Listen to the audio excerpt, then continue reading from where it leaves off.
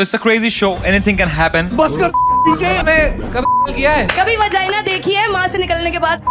मैं मुसलमान। मुझे क्या लगता है मैं धर्म देख के मिका सिंह तो इतना गर्म था, ये इतना ढीला क्यों है? खुद की एक्चुअली अगर आनी हो मारने के लिए कहीं नहीं जाना पड़ेगा। योनि या वेजाइना, महिलाओं के स्तन, पुरुष का लिंग, हस्त मैथुन, मुख मैथुन या फिर संभोग। अगर आप समझ रहे हैं कि ये किसी सेक्स एजुकेशन का वीडियो है या फिर मैं कोई गुप्त रोग विशेषज्ञ बनकर सेक्स समस्याओं पर चर्चा करने आया हूं, तो आप बिल्कुल गलत हैं। ये सभी शब्द आधुनिक कॉमेडी के कीवर्ड्स बन चुके हैं। बिना इन कीवर्ड्स का प्रयोग किए एक समाज आपको कॉमेडियन का तमगा नहीं देगा, खासकर स्टैंड अप कॉमेडी में। लेकिन ये कॉमेडियन समाज इससे एक कदम आगे निकल चुका है। अब ह्यूमर के नाम पर ऐसी घटिया वाहियात और अश्लीलता परोसी जा रही है जिसे हम अपने प्लेटफॉर्म पर सुना भी नहीं सकते हैं। कुछ ही समय पहले यूट्यूब पर समय रैना ने इंडियाज़ गॉट टैलेंट शो शुरू किया था। एक खास ऑडियंस के बीच ये शो पॉपुलर भी हुआ। कंसेप्ट ऐसा कि जिसकी जितनी बेइज्जती और जो जितना बेशर्म वो उतना popular.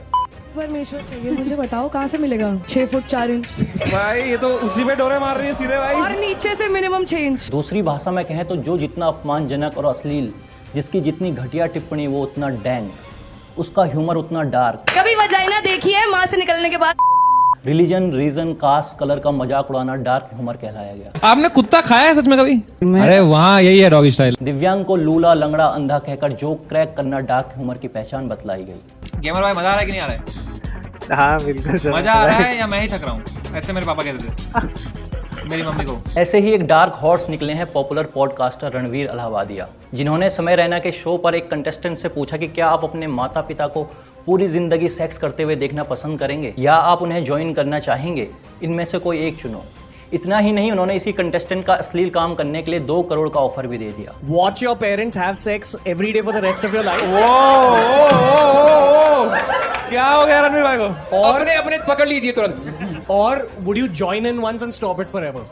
Join in what the fuck?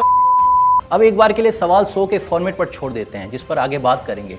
लेकिन हैरानी की बात यह है कि ऐसा घटिया सवाल रणवीर अलाहाबादिया की ओर से पूछा गया।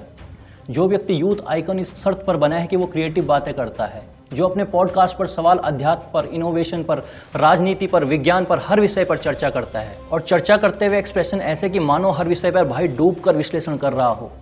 हालांकि वो साफ दिखता था कि ये बनावटी एक्सप्रेशंस हैं, और अब ये बात स्पष्ट भी हो गई है कि रणवीर अलाहाबादिया की असल सोच है क्या। रील और रियल में फ़र्क सामने आ गया है।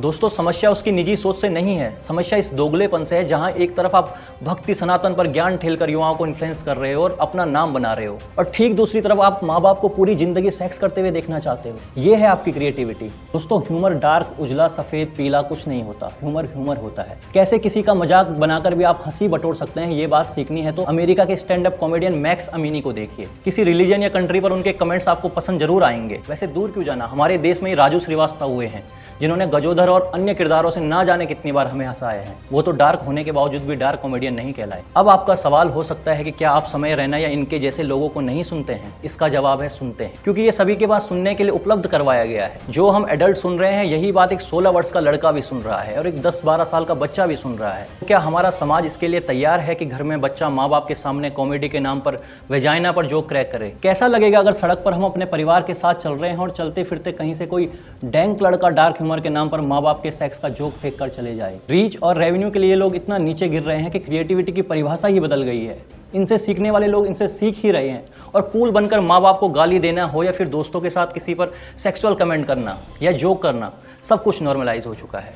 क्यों कोई बच्चा किसी व्यंग्य या चुटकुला लिखने के लिए ज़्यादा मेहनत करेगा, 2 बार वेजाइना बोलकर उसमें माँ बहन की गाली का तड़का लगाकर तुरंत कॉमेडी की रेसिपी तैयार कर लेगा? ये माहौल परोसकर हमें दिया है इन सोशल मीडिया इन्फ्लुएंसर्स ने। कौन क्या देखे क्या नहीं, इसका हमने ठेका नहीं लिया है। हाँ, यूट्यूब जैसे पब्लिक प्लेटफॉर्म पर क्या ठेला जा रहा है और जिस समाज का हम भी हिस्सा हैं, उसमें क्या नकारात्मक बदलाव आ रहे हैं जिससे हमारा जीवन प्रभावित हो रहा है, उसका ठेका हमने लिया है। ह्यूमर और अश्लीलता के बीच लाइन खींचने का ठेका हमने जरूर लिया है।